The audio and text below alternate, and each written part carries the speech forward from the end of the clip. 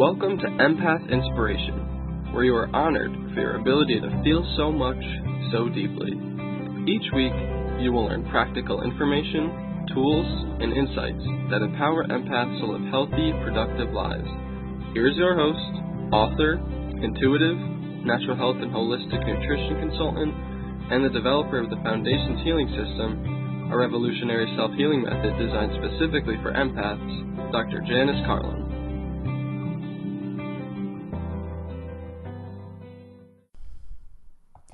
Hello, welcome to Empath Inspiration. Today I'm going to be talking to you about reactions to energy. They take many forms and are easily and usually misinterpreted and mistreated. As with anything I talk about, remember that being a sensitive person and an empath is an energetically complex life experience. There's little that's black and white because our reactions to energy take so many forms on so many levels. However, there's one thing that's absolutely clear. If it doesn't feel good to you, it isn't good. If it feels badly, it's essentially a message that your energy is having a dissonant reaction with other energy vibrations, and dissonance isn't good. So if you were wanting an intuitive yes or no answer to a question you had, if it feels bad, the answer is no. Don't do it, don't touch it, the answer is no. So let's start with some examples of how a reaction to low vibrational or toxic energy shows up. On the emotional level, you could experience crying, feeling fearful, anxious, or panicked. On the physical level, you could experience pain anywhere, hives and rashes or even blistering of your skin, coughing, sneezing, shaking, sweating, nausea, indigestion, or heart palpitations. You could even have very negative thoughts in your mind. Now, these serve two purposes. One is to send you a clear message that your energy is interacting with a toxic energy that's harmful. And the other is that you need to get away from that energy so that you can return to homeostasis and balance. Now, could these be the result of an actual physical condition that's causing the symptoms? Yes. Is this always the case? No. Remember, it's a complex life experience and you have to work to interpret and make sense of what you're experiencing the best that you can. I want to talk about crying specifically because I think this is a really fascinating and enlightening kind of reaction. So crying can simply be due to your own personal emotions. You could be sad about something or even scared. You could be crying because you laughed so hard that it changed over into tears. I know I do that. When you cry based on your own personal emotions, the crying is a reaction to your own emotions. That's pretty clear, and it's something that people are aware of. Everybody knows that. But let's differentiate this from when crying is a reaction to something physical within you.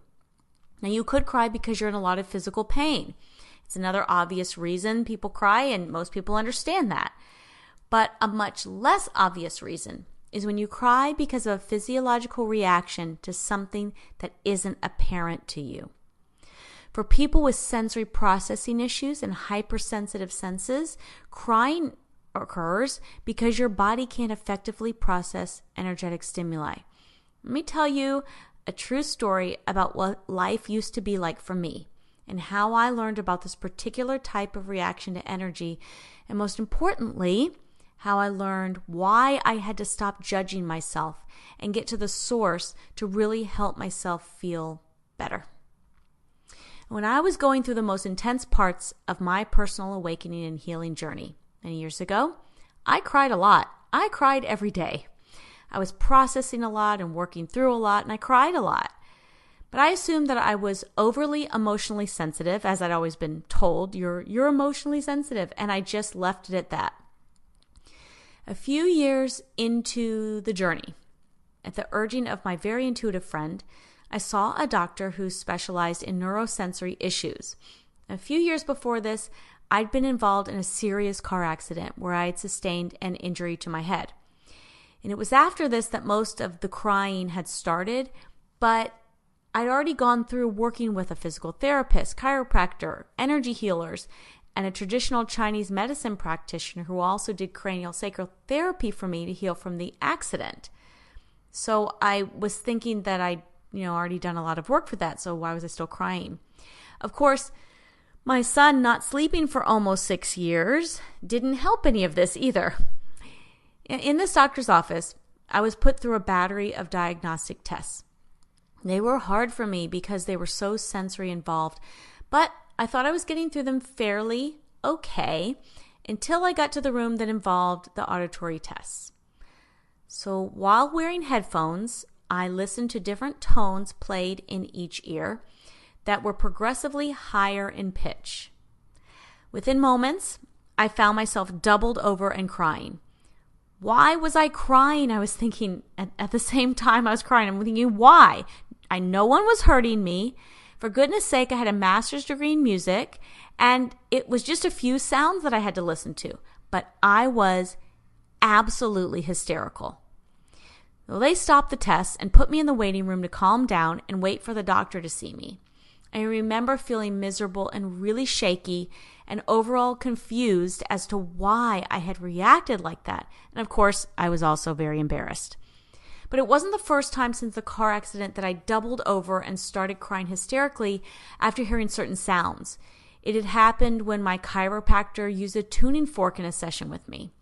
It had happened when I would hear big trucks rumble by on the road outside my house that was really close to a busy road. It had happened when my son dropped his fork on the plate and I had to run out of the room quickly so that I wouldn't scare him with the crying reaction that I felt coming on. But I didn't know why these things were happening to me. And again, I just assumed I was emotionally unstable in some way. However, I had noticed that when the crying stopped, it stopped really suddenly.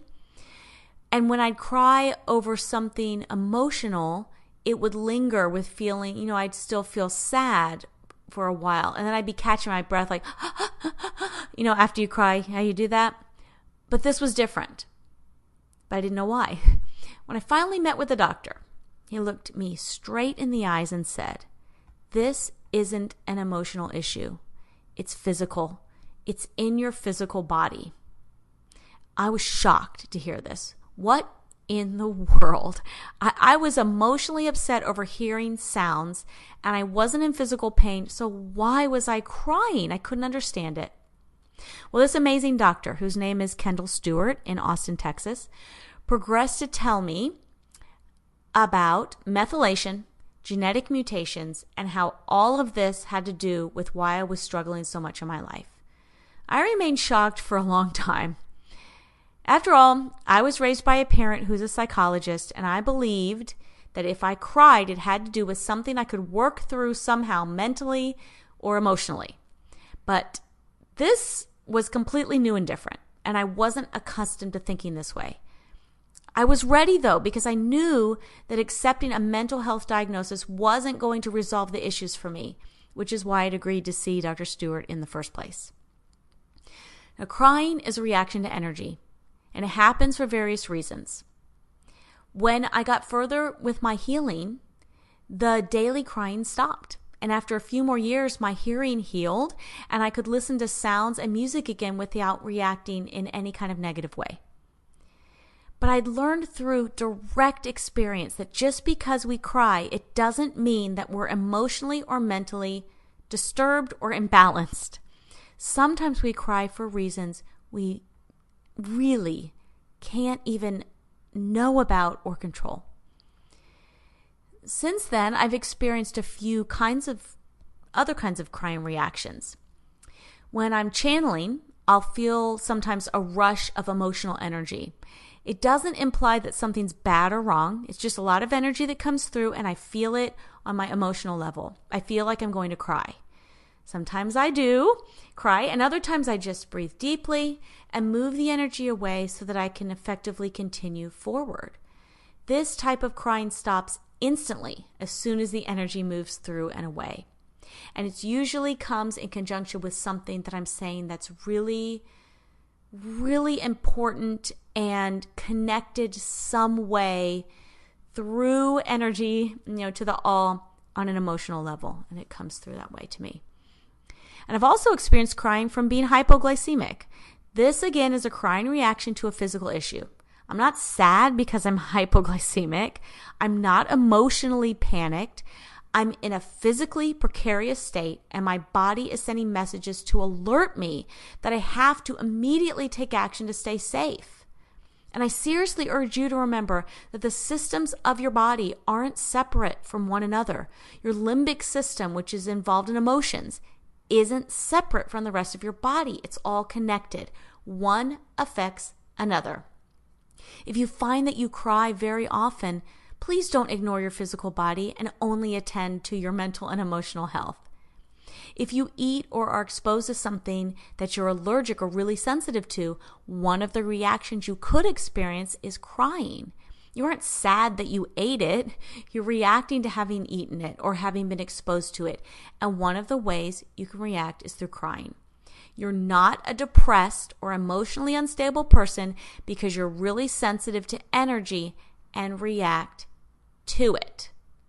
And remember that there are a lot of tools that you can use, that you can learn to use to ease up these reactions and stop most of them easily. Now, I used to go to sessions with a lot of different kinds of practitioners before I finished developing the Foundation's healing system and was able to do my own healing work for myself. In each and every session, I always cried. It usually had nothing to do with anything I had conscious awareness about. Often it was very intense, and I would be screaming. I would often start crying as soon as the person decided to begin the session and connected to my energy that way. I would always cry when they would touch me or put their hands into my energy field.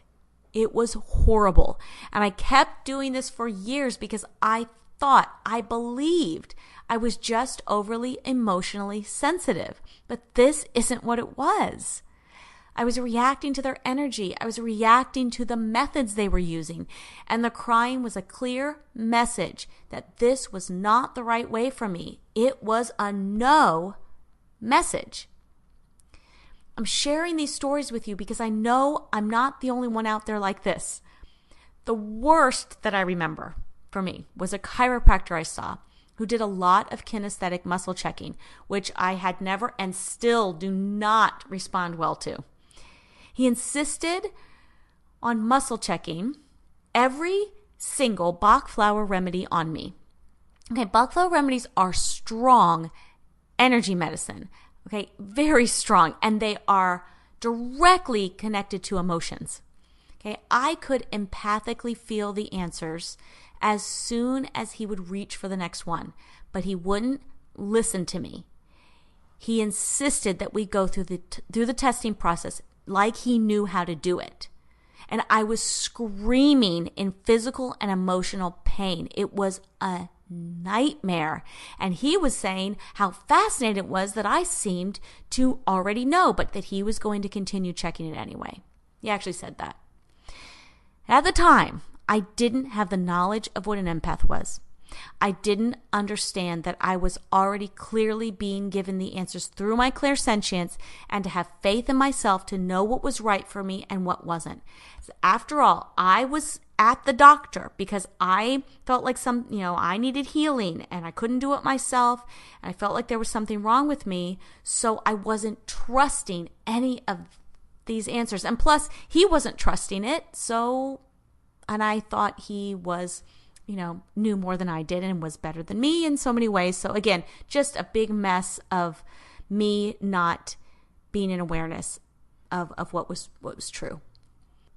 And in contrast, just a few months ago, I saw a functional medicine doctor.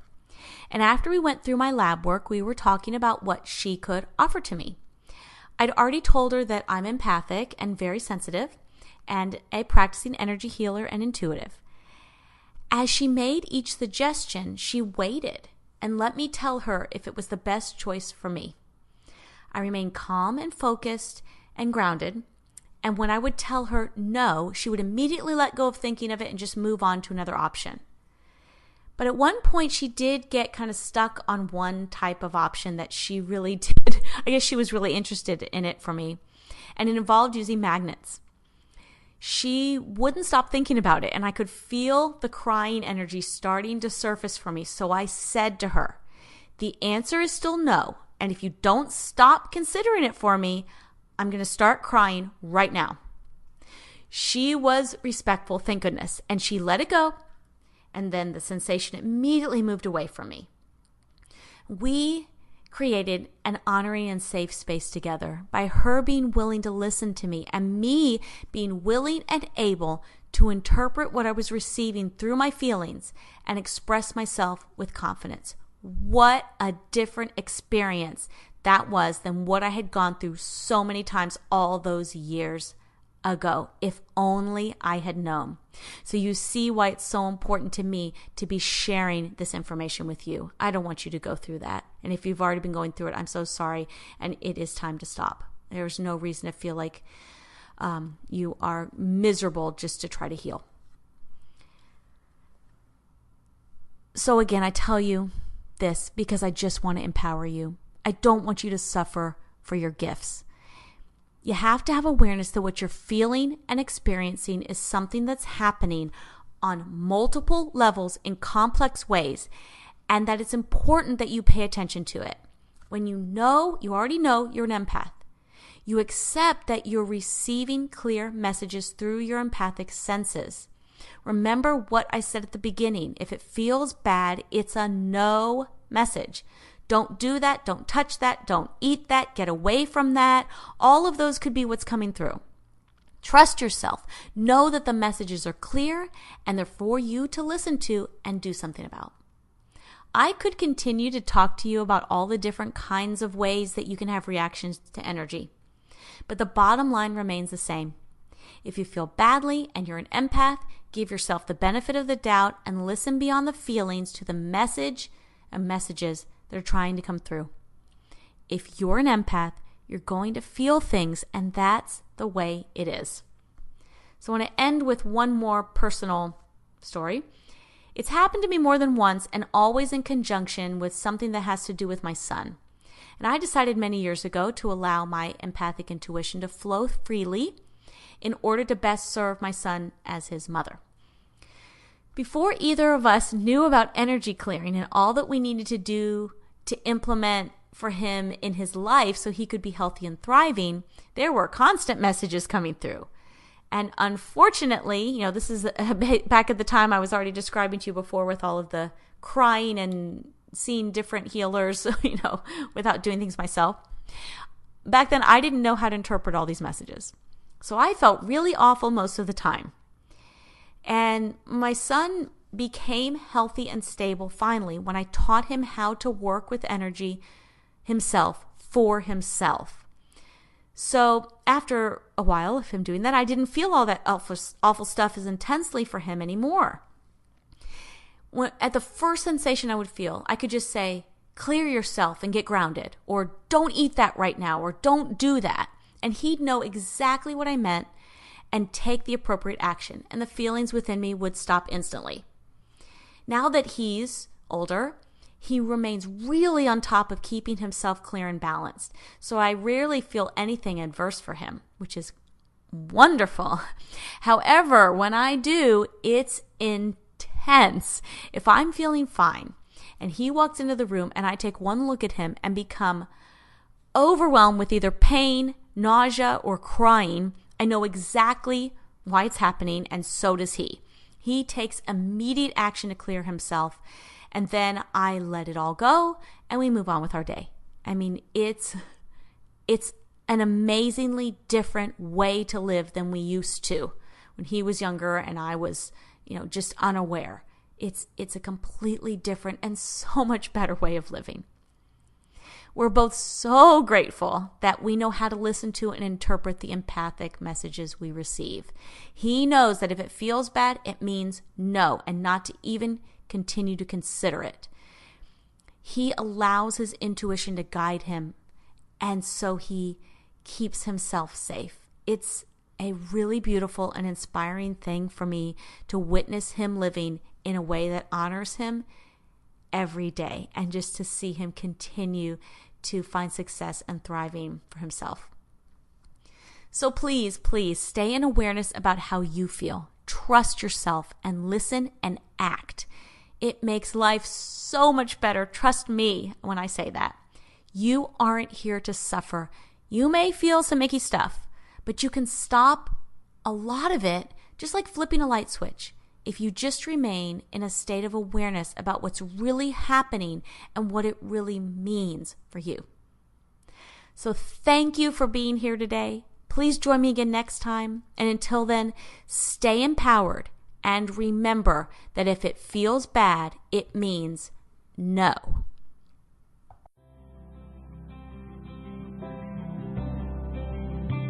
Thank you for listening today. Please join us next week as Janice answers listener questions and provides more inspiration and practical applications for you to live a healthy, productive life as an empath.